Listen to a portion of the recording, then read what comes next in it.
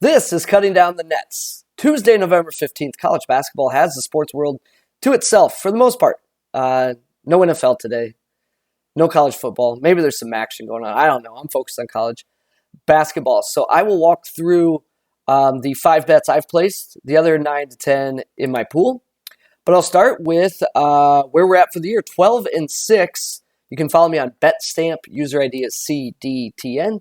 And Twitter has more real-time information. I post these sheets there and all that sort of stuff. So here I say run Paddy efficiency model. So what Paddy is it's using adjusted offensive and defensive efficiencies, which will factor in points per possession and the strength of the opponent in which you scored or allowed those points per possession.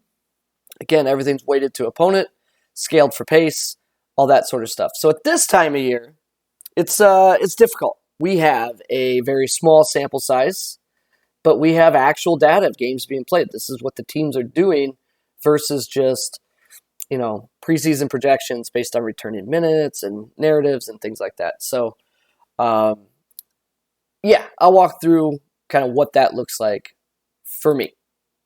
So let's get right to these games. These are sorted by the Torvik thrill score. First bet I have is Duke +2. So to read this chart, if it's a positive number here, the top team is quote-unquote favored in that scenario. And if it's a negative number, the bottom team is. So Kansas was -2. KenPom had Kansas -1. Torvik had Duke +2.7. And using super small samples, Paddy has Duke by 8 points. So I did place that bet. There was enough data in alignment for me. I also saw this morning that Eli Hershkovek, respected handicapper that I follow, also is in on Duke +2. So that helps. Who knows what will happen, but feel good about that process. Kentucky, Michigan State.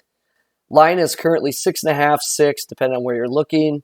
KenPom thinks 8 for Kentucky. Shot Quality thinks 8. I have Kentucky, or Paddy has Kentucky by 2. Really what this comes down to is if you're going to give Michigan State credit for holding Gonzaga to 0.89 points per possession, or if you're giving that credit to the aircraft carrier, sun in the eyes, outdoor elements. I don't know, but it works both ways. Michigan State scored effectively versus Gonzaga's defense. And so injury news here. Shibwe is questionable. Judging by Cal's comments yesterday, I don't think he goes, but it's college injury reporting. Nothing worse on the planet than college injury reporting. But Cal said he practiced, but he's concerned he doesn't have the lift. I don't know. Could be gamesmanship. Who knows? But the tricky thing about this time of year is lines will move off just air. Saw that in, there was a game yesterday or the day before where injury was announced by Rothstein, and this guy was supposed to be out the first month of the season anyway, and just that news alone moved the line. It was a Portland player, so moved the line from 4 or 5 to 6 or 7 when the expectation was that guy was not going to play. But just the news of him being confirmed out, I don't know, just seems kind of weird. So I think you could see something similar with Shibwe. I don't think this line accounts for Shibwe playing. But if you get confirmation this afternoon, that likely will shove the line towards Michigan State, when in reality it probably shouldn't have moved. Okay, enough talk on that. Memphis, St. Louis, kind of a tricky one here, because we have, let me freeze this pane so you guys can keep up with the scrolling. Freeze pane. We'll go top row. Okay, let's go to Memphis, St. Louis. That line is 3. KenPom and Torvik think it should be a little lighter than that. Shot quality is okay with that, and Paddy prefers the Memphis side. I'm just sitting on the sidelines here right now, but if I was betting the side, it'd be Memphis. Could I get a 3.5? Probably greedy. While you wait for that, you lose the full 3. So, some things to think about there. Second bet I made was New Mexico +4.5. I think that line has moved down to 3. That's where I'm at on that game. Dayton UNLV. That line is Dayton by 4.5. Paddy and shot quality and Torvik all favor the UNLV side. KenPom has Dayton by about 6, but I see some value there. Northwestern and Georgetown. Yeah, tricky one here. I mean, Georgetown stinks. We know it, but I don't know if Northwestern's any good. However, their defense has looked really strong through 2 games, and I think that's the type of team that's going to frustrate Georgetown, not an up-and-down team that allows some transition buckets. So I see some value there. Skipping past the gray, I mean, you can look at these. You might see things a little different. Like, for instance, this Wake Forest line, now up to 12. Torvik and KenPom think that's way too high. Paddy disagrees. I don't know. You can go through all these spreadsheets live, so it doesn't matter to me. Vanderbilt, Temple.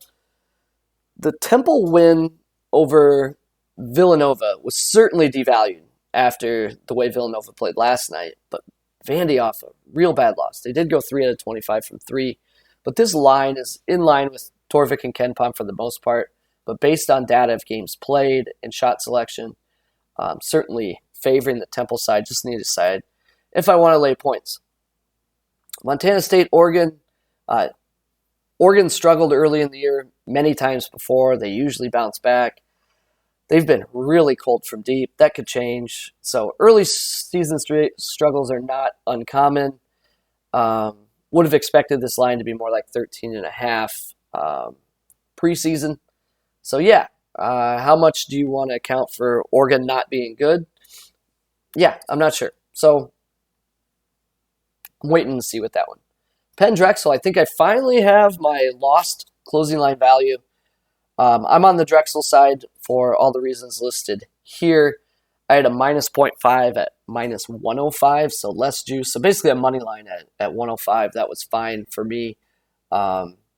Drexel's now an underdog, short underdog, a point and a half. So if you want to ride with what I chose, you're getting similar value, but maybe a skosh better at 1.5.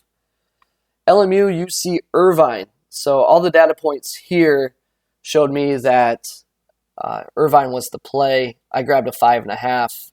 It went to 6, 6.5. Now back down to 5. So who knows? That's a later game. We'll see where that settles. I did take a peek at James Madison and Howard. Look, James Madison's been really strong, but I think Buffalo is not nearly as good this year as they have been in past, so that might be a little overvalued. It's just tough to have, to lay 11 points. Yeah, that's kind of where I'm at with that. I did take Georgia State minus 2.5 over Mercer. KenPom does like the Mercer side, but I like the data points on the Georgia State side here. Pacific, North Dakota, very similar to James Madison, where, just don't like laying points. And they're favored by 6. It's more of a play against North Dakota. North Dakota looks real bad this year, but Pacific has not done anything that's certainly impressive. They have been torched from deep as well, but North Dakota won't shoot that many threes. So I'm looking at it. I don't know where I'll go. I need someone to push me over the edge on that one. This is a vomit pick that I'll probably land on. So North Carolina favored by 22. Gardner-Webb's been beat from deep, not necessarily a strength of North Carolina. I think this is too many points, but certainly never fun betting against North Carolina. I think you're seeing the North Carolinas, the TCUs, St. Peter's, these teams carry over a little too much from where they finished in the single elimination tournament with super small sample sizes, and I think North Carolina's carrying a little too much weight there. Bucknell and St. Peter's. Bucknell has only played Niagara. St. Peter's stylistically looks the same. Lots of fouls, bad offense, great defense. Although Seton Hall was able to score on them. Could be some inside knowledge from Holloway on that one. But Bucknell's bad. I don't know. I mean, 4's a short number. It's probably fair. Yeah, that's a tough one for me. I'll monitor that one. These other orange games down here I looked at and decided to back away, basically due to the quality of opponent that I was having to play. The one of note is this Bradley line is down to 5.5. Preseason, Torvik and KenPom had that closer to 12, 13. now 5.5. Now what happened was Amoni Bates played really well against Michigan, looked like they were going to beat them, and preseason-wise, people are pretty bullish on Bradley, like the smart people. That's why you see these numbers. So 5.5 probably went down too far, but based on data of games played, yeah. So I'm kind of a wait and see. I think I'm long-term on Bradley, and then there might be spots to go against Eastern Michigan, but not sure. Moving on to my pool. Ones on the left here, I have bet. Duke, New Mexico, Georgia State, UC Irvine, and Drexel. The ones on the right are ones I'm considering, and I've put those into tiers. So that top tier I feel much better about, and I doubt I get there on the bottom tier. Now, will I bet all of this top tier? I don't know. All depends how big a card I want. It's still November 15th. We're relying on data of, 60, 90 shots, where teams are going to take, 1,500 shots this year. We're relying on 2 games, where teams are going to play 33 games. It's just trend versus mirage. It's kind of a game, and you have to kind of figure that out. But this is where I'm at. Use this data to your benefit. I've had success with it, and good luck, everybody. This is Cutting Down